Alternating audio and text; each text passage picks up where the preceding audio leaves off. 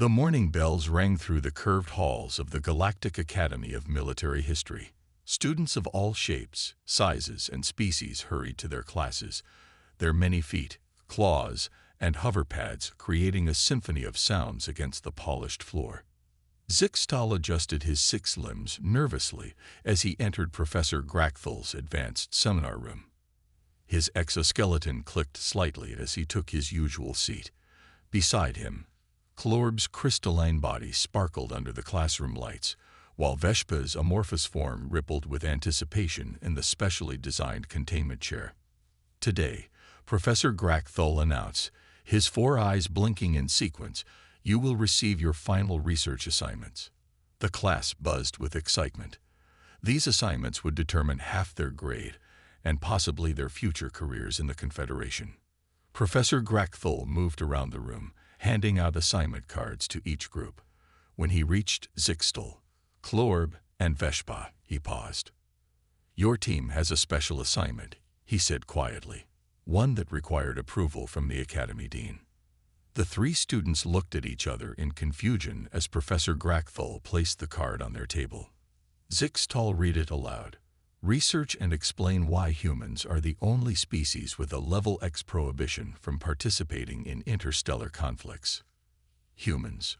Klorb's crystalline form vibrated with amusement, creating a tinkling sound. Those primitive bipeds from Earth. They barely achieved faster than light travel 2 centuries ago. Professor Grachthel's expression hardened. "Do not underestimate what you do not understand, student. There is a reason this topic is restricted." After class, the 3 gathered in the library's common area to discuss their assignment. "This must be a mistake," Veshpa said, her form rippling with confusion. "Why would such an underdeveloped species warrant a Level X prohibition? That's the highest level of restriction in the Confederation." Zixtal pulled up the basic information about Earth on his datapad. Humans united their planet only 3 centuries ago. They'd been part of the Confederation for less than 200 years. Their technology is still considered Tier 3, barely above minimal interstellar capability. "Perhaps it's a test," Klorb suggested. "Maybe Professor Grachthl wants to see if we can find something that doesn't exist." They tried accessing the basic information about humans in warfare, but found most files were restricted. "This is strange," Zixtal said. "Even the historical records about their planetary conflicts require special access." The next day, they approached Professor Grachthl after class. The professor was a Dortanian, a species known for their military prowess. His scaled skin bore the marks of his service during the Quilthian Wars. "Professor, we're having trouble accessing information for our assignment," Zixtal explained. "Almost everything about human warfare is restricted." Professor Grachthl nodded slowly. "That is why this assignment was given to my best students. You will need this." He handed them a small data crystal. "This contains temporary clearance to access the Earth War archives. Use it wisely." "Sir," Veshpa asked, her form pulsing with curiosity, "have you encountered humans in combat situations?" The professor went still. For a moment, he seemed lost in thought. "Once," he finally said, "during a border skirmish before the ban was implemented." "What were they like?" Klorb asked. Professor Gracchthl's 4 eyes blinked rapidly, something the students had never seen before. "Was it fear?" "They were," he started, then shook his head. "Complete your research. You'll understand soon enough." As they left his office, Zixtal noticed the professor's hands trembling slightly. "Did you see that?" he whispered to his teammates. Professor Grachthl was actually scared. He fought in the Quilthian Wars and led forces against the Devourer swarms. What could humans possibly have done to frighten someone like him? That evening, the 3 students used the special clearance to access the restricted archives. As the first images and reports began to appear on their screens, they fell silent. Klorb's crystalline body dimmed as she processed what she was seeing. Veshpa's form became completely still, something that rarely happened with her species. Zixtal's mandibles clicked rapidly in distress. "By the void," he whispered. This can't be right. No species would continue fighting under these conditions. They looked at each other, suddenly understanding why their professor had seemed so disturbed. Their research had only just begun, but already they sensed they were uncovering something that would change their understanding of the galaxy forever. 3 days passed as Zixtal, Clorb, and Veshpa worked through the Earth War archives. Their usual study breaks and social activities were forgotten. Even eating became an afterthought. The information they found was too gripping, too disturbing to step away from. "I found the first contact records," Zixtal called to his teammates. His upper limbs moved quickly across the data interface while his lower limbs held him steady. Florb and Veshpa gathered around his screen. The video showed a human spacecraft meeting with a Confederation diplomatic vessel near the edge of Earth's solar system in 2157. "The human leader is Admiral Laura Bennett," Zixtal explained, pointing at a female human in a blue uniform. "She seems normal enough." The initial meetings appeared friendly. The humans were polite, curious, and eager to join the galactic community. They asked intelligent questions and showed appropriate respect for the more advanced species. "I don't understand," Veshpa said, her form rippling with confusion. "These humans seem peaceful and reasonable. Why would they be banned from warfare?"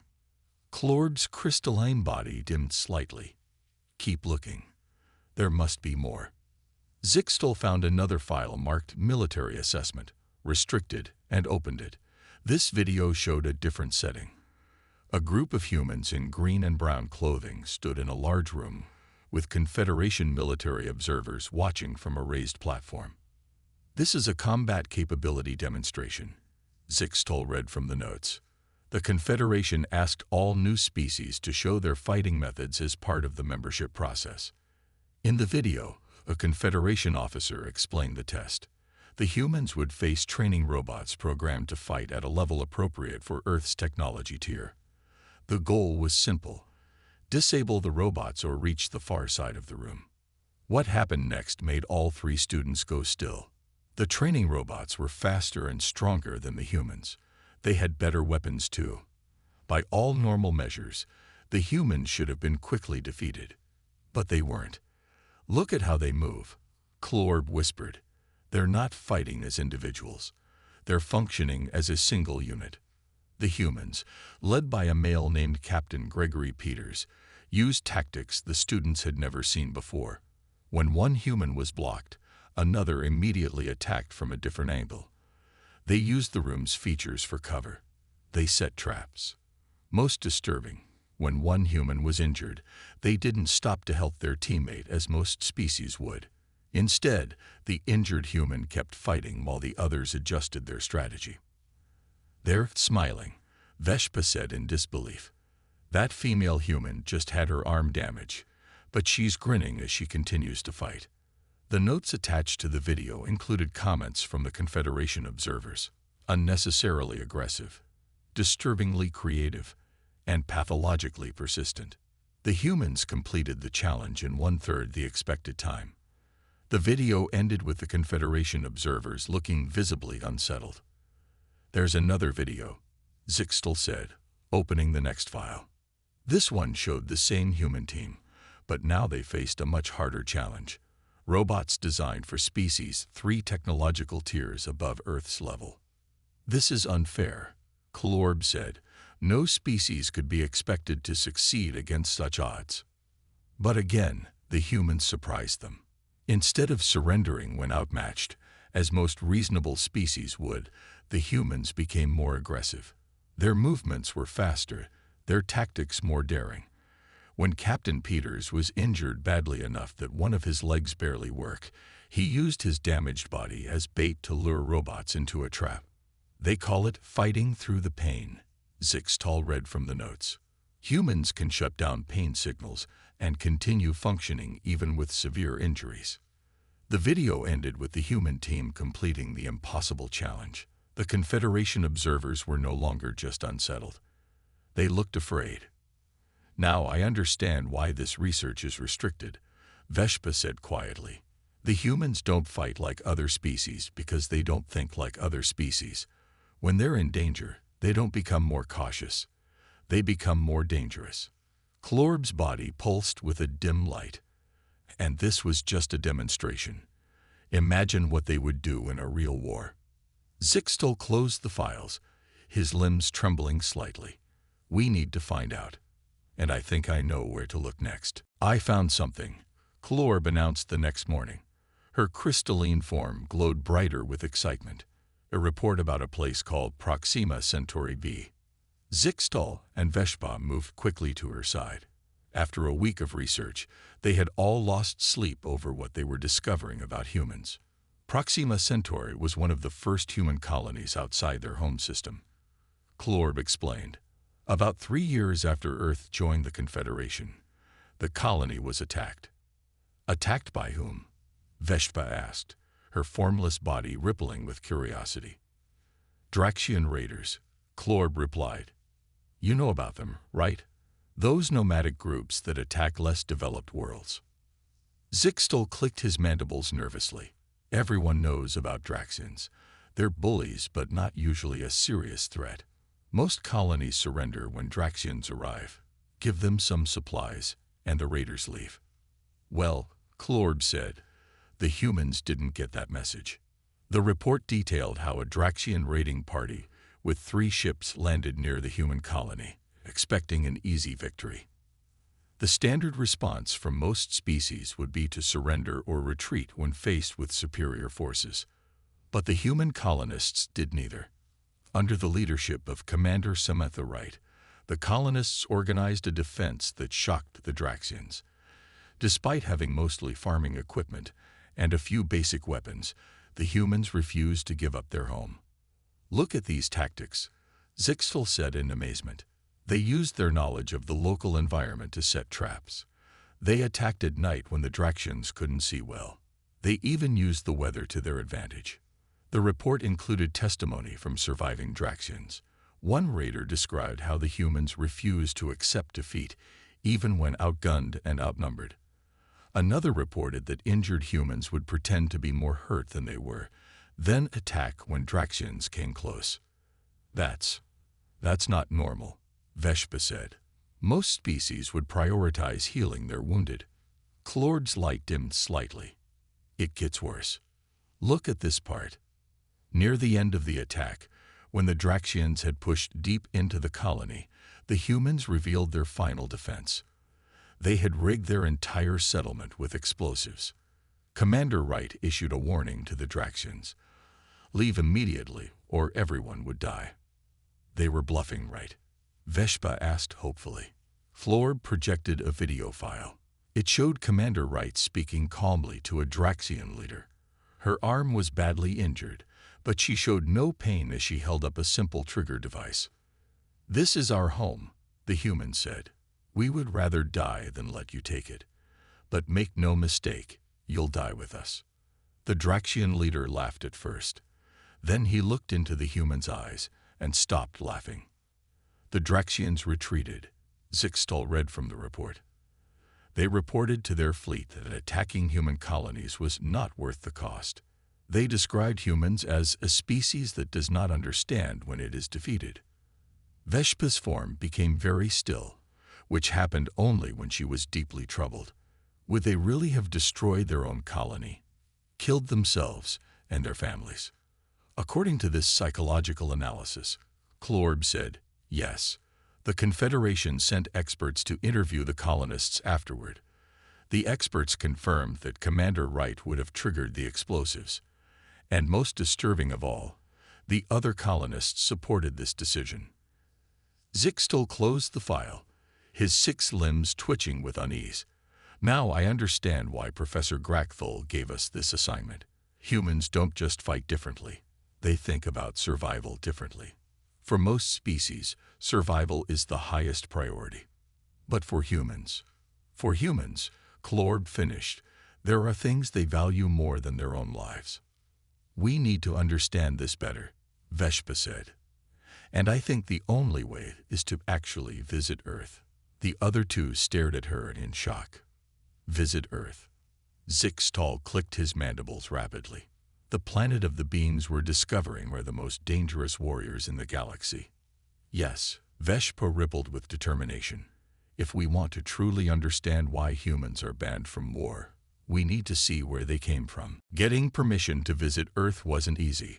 Professor Grakthul had to make several calls to his old military contacts. Even the Academy Dean had to approve their research trip. But 2 weeks later, Zixtal, Klorb, and Veshpa found themselves on a transport ship heading to the third planet of the Sol system. "I still can't believe we're doing this," Zixtal said, adjusting his environmental suit. Earth's atmosphere was breathable for his species, but the gravity was stronger than he was used to. "It's the only way to truly understand them," Veshpa replied. Her containment field shimmered around her formless body, protecting her from Earth's conditions. Klorb said nothing. Her crystalline form had been unusually dim since they'd left the Academy. She was the most sensitive of the three, and their research had disturbed her deeply. The ship landed at Geneva Spaceport, one of Earth's main connection points to the Confederation. As they exited, they were greeted by a human male with gray hair and glasses. "Welcome to Earth," he said with a smile. "I'm Dr. Alan Parker from the Global War Museum. Professor Grakthul told me about your research project." The students introduced themselves. Dr. Parker seemed friendly enough, but they noticed how his smile didn't quite reach his eyes when they mentioned their topic. "Yes, well," he said, "our history with warfare is complicated. The museum should give you what you need, though I must admit, we don't get many non-human visitors specifically interested in our military history." The Global War Museum was a massive building in the center of Geneva. As they approached, Zixtal noticed something odd. "There are so many humans visiting," he said. "Why would they want to see their own violent past?" Dr. Parker overheard him. "To remember," he said simply. "To learn from our mistakes, and yes, sometimes to honor those who fought." Inside, the museum was divided into sections covering different periods of human warfare. Dr. Parker led them first to the ancient warfare section, with displays of primitive weapons made of stone, wood, and metal. Even at this early stage, Dr. Parker explained, humans showed unusual persistence in combat. While other predator species on Earth would give up a hunt if it became too difficult, humans would track prey for days. They moved to exhibits about something called the World Wars, massive conflicts that had engulfed the entire planet twice within 30 Earth years. 17 million deaths in the First World War, Klorb read from a display. Her crystal form vibrated with shock. "And then you did it again, with even more deaths." Dr. Parker nodded solemnly. "The Second World War saw over 60 million deaths." "Against another species?" Veshpa asked. "No," Dr. Parker said quietly. "Against ourselves." The students fell silent. The concept of killing one's own species on such a scale was beyond their understanding. They continued through displays about something called the Cold War, where two human powers had built enough nuclear weapons to destroy their entire planet multiple times over. "Mutually assured destruction," Zixtal read from a display. "You threatened to kill everyone, to prevent killing anyone." "Like I said," Dr. Parker replied, "it's complicated." The most disturbing exhibit showed how humans trained their special military forces. Soldiers were deliberately subjected to extreme physical and psychological stress, sleep deprivation, hunger, cold, pain, and fear. This would be considered torture in most Confederation cultures, Veshpa said, her form rippling with distress. "We call it training," Dr. Parker said, "breaking humans down to build them back stronger." Near the end of their tour, they reached a section about human concepts of war. Art, literature, and music celebrating the ideals of heroism, sacrifice, and glory in battle filled the space. "I don't understand," Klorb said. "You show all the horrors of war, but then you celebrate it." Dr. Parker sighed. "That's the paradox of humanity. We recognize war as terrible, yet we romanticize it. We hate it, yet something in us is drawn to it." He looked at the three students. Our unified government has been working for centuries to overcome these tendencies, but some aspects seem hardwired into us. As they left the museum, Zixtal turned to Dr. Parker. One last question. Do you think the Confederation is right to ban humans from warfare? Dr. Parker was quiet for a long moment. Let me put it this way, he finally said. We've made ourselves into the most efficient killers on our planet. Imagine what we might become with advanced Confederation technology, and nothing holding us back. The three students looked at each other, understanding growing between them, but they still felt there was more to learn. Back at the Galactic Academy, the three students felt changed by their visit to Earth. They had seen firsthand the complex relationship humans had with warfare, but they still didn't fully understand why the Confederation had placed the highest level of prohibition on human military participation. There must be more, Zixtal said as they gathered in their study room. Something specific must have happened. Clord's crystalline form pulsed with insight. What about looking for records of humans actually fighting in Confederation conflicts? Maybe there's an incident that led to the ban. Veshpa quickly searched through their special access database. Here's something interesting. The Tylorian conflict of 2189. It says this was the only time humans were permitted to participate in a Confederation military action. The file was heavily censored, with many sections blacked out. But what remained told a disturbing story. The Tylorian Empire, a non-Confederation species, had been attacking border worlds. After diplomatic efforts failed, the Confederation authorized military action. Among the forces deployed was a small contingent of human special forces, just 50 soldiers led by Colonel Diana Reed of the Earth Defense Force. Only 50 humans in a force of over 50,000 Confederation troops. Zixtal clicked his mandibles in surprise. Why so few? It says it was a trial to assess human combat effectiveness alongside other species, Veshpa explained. The report showed that the human soldiers made up less than 0.1% of the Confederation forces, but were responsible for over 8% of enemy casualties. Their tactics were described as unnecessarily brutal and psychologically traumatizing to both the enemy and allied forces. Listen to this incident report, Clorb said, her voice vibrating with unease. A human soldier named Lieutenant Owen Scott was injured during an attack. The medical team ordered him to retreat for treatment, but he refused. The report detailed how Scott had used his injured status to appear vulnerable, deliberately allowing himself to be captured. Once inside an enemy facility, he escaped and sabotaged their defense systems from within, allowing Confederation forces to capture the base with minimal casualties. But why wouldn't he retreat when injured? Veshpa's form rippled with confusion. Any reasonable being would seek medical attention. Humans don't think like other species, Zixtal said quietly. Remember what we learned. They value mission success over personal safety.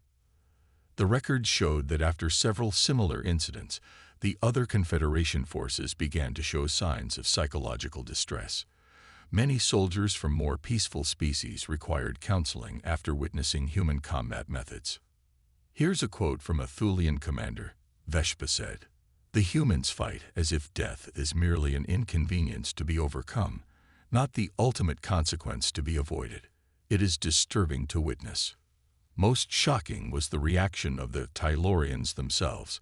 After just 3 encounters with human units, the Tylorian High Command sent an urgent message requesting peace talks. Clord projected the translated message. We cannot continue this conflict against forces that include human soldiers. Their methods violate our most basic understanding of ethical warfare. We would rather accept unfavorable peace terms than face them again. The conflict ended with a decisive Confederation victory, but the aftermath was complicated. The file included summaries of emergency meetings where many species expressed concern about humans in combat roles. The final section mentions an emergency Galactic Council session, Zixtal said. That must be where they decided to ban humans from warfare. Can we access those records? Clorb asked. Veshpa searched the database. Yes, but we need even higher clearance. This goes beyond our current access level. Zixtel stood up, determination visible in his posture. Then we need to talk to Professor Grackthal again. If we're going to complete this assignment properly, we need to see those council records. Are you sure we want to know more? Klorb's form dimmed with worry. What we've learned already is disturbing enough. We need to understand the full truth, Zixtal insisted.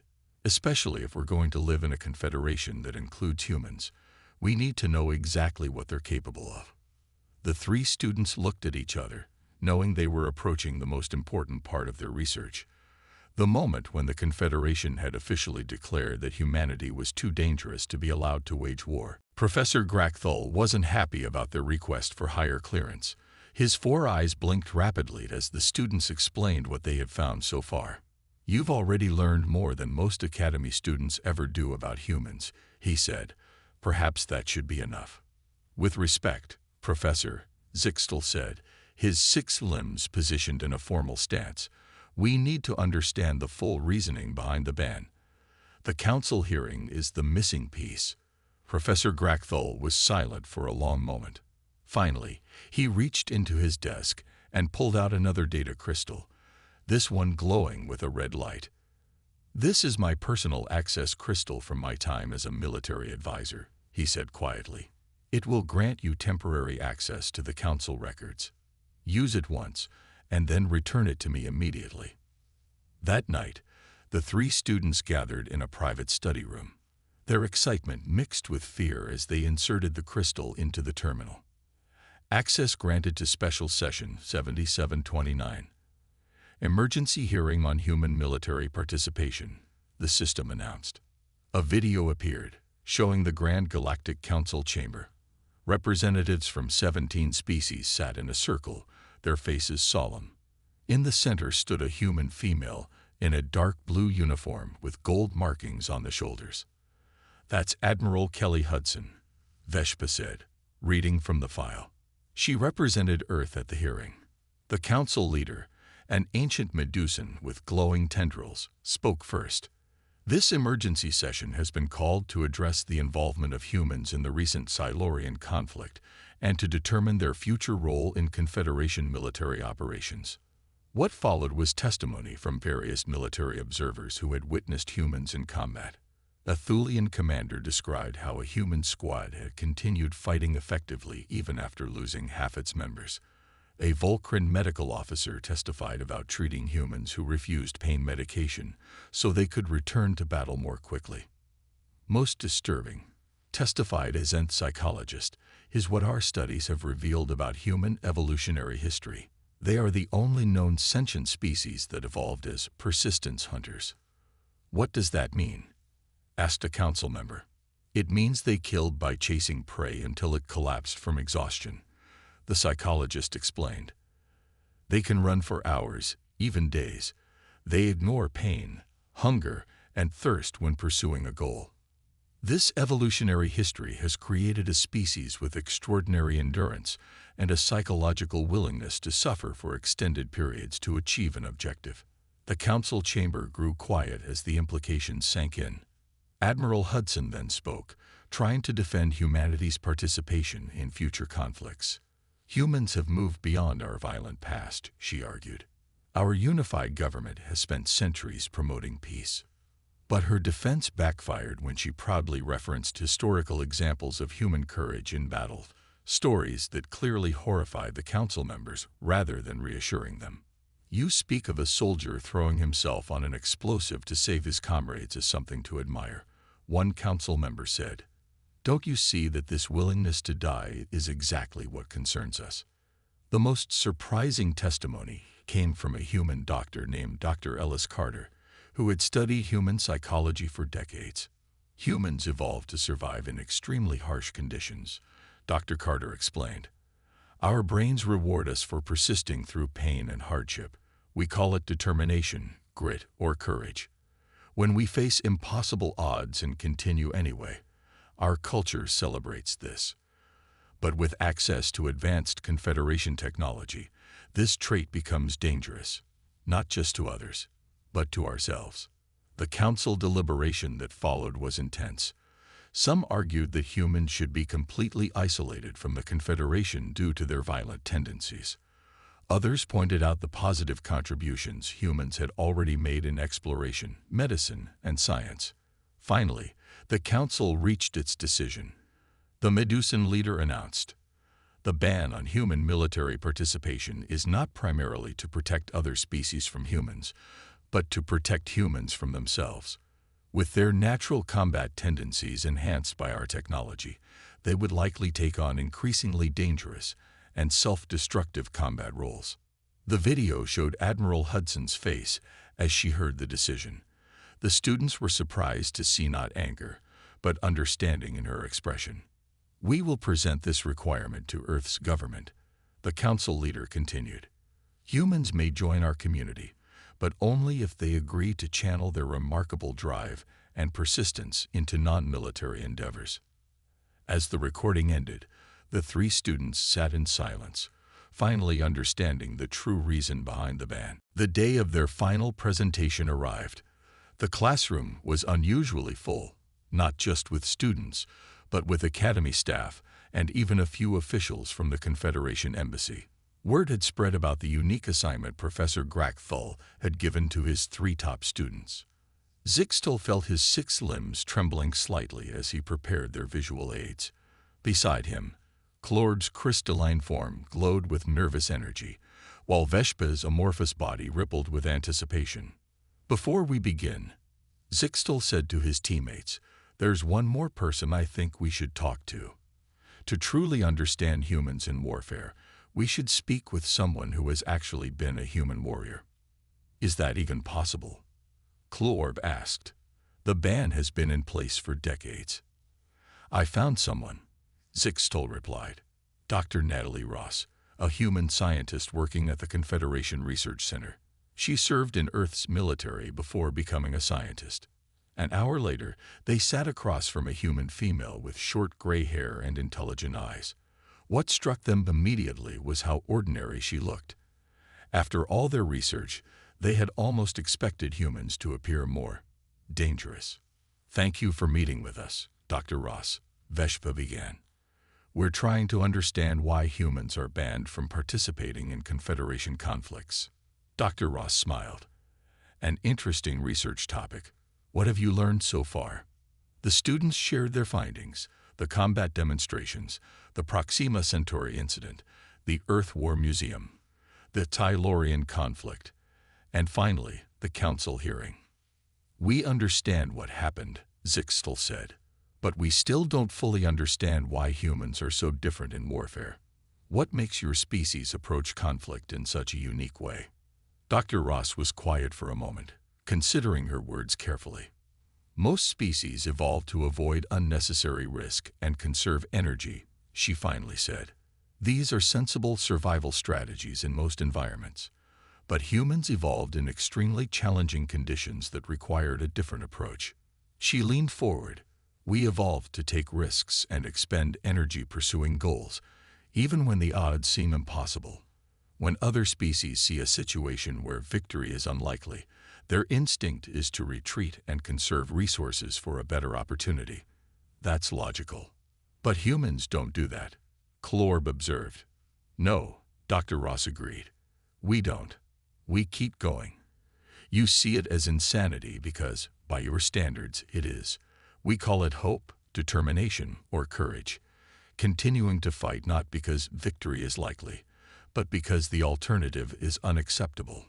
Her words finally made everything click into place for the students. "That's why the ban exists," Veshpa said with sudden understanding. "Not just because humans are dangerous fighters, but because your fundamental approach to conflict is incompatible with how the rest of the Confederation understands warfare." Dr. Ross nodded. "Human warfare isn't just a practical exercise in achieving objectives. It's existential, psychological, and cultural in ways other species find difficult to comprehend. And that makes us both valuable allies and terrifying enemies." Later that day, the students delivered their presentation to the packed classroom. They explained everything they had learned, from the combat demonstrations to the council's final decision. They showed videos, displayed statistics, and quoted testimony from the various records they had accessed. As they concluded, Professor Grackthal stepped forward. "Excellent work. Now, can you tell the class why I assigned you this particular topic?" Zixtel spoke without hesitation. "To teach us that peace in the Confederation doesn't come from all species thinking alike, but from recognizing and accommodating fundamental differences." Professor Grackthal's 4 eyes blinked in approval. "Precisely. Humans aren't banned from war because the Confederation fears them, but because we respect their unique nature. Today, humans serve throughout the Confederation as diplomats, emergency responders, explorers, and scientists, channeling their remarkable persistence into contributions that benefit all species." That evening, as the 3 students watched Earth's distant sun setting from the Academy's observation deck, Veshpa reflected, "It's strange to think that the most dangerous warriors in the galaxy are also some of our most valuable allies." "Not strange at all," Zixtel replied. "The same determination that makes them terrifying in battle makes them invaluable in peace. The difference is merely in how that determination is directed." As they turned to leave, Klorb's crystalline form glowed with a new understanding. "I wonder what other species we've misunderstood simply because they think differently than we do." "That," said Zixtel, "sounds like our next research project."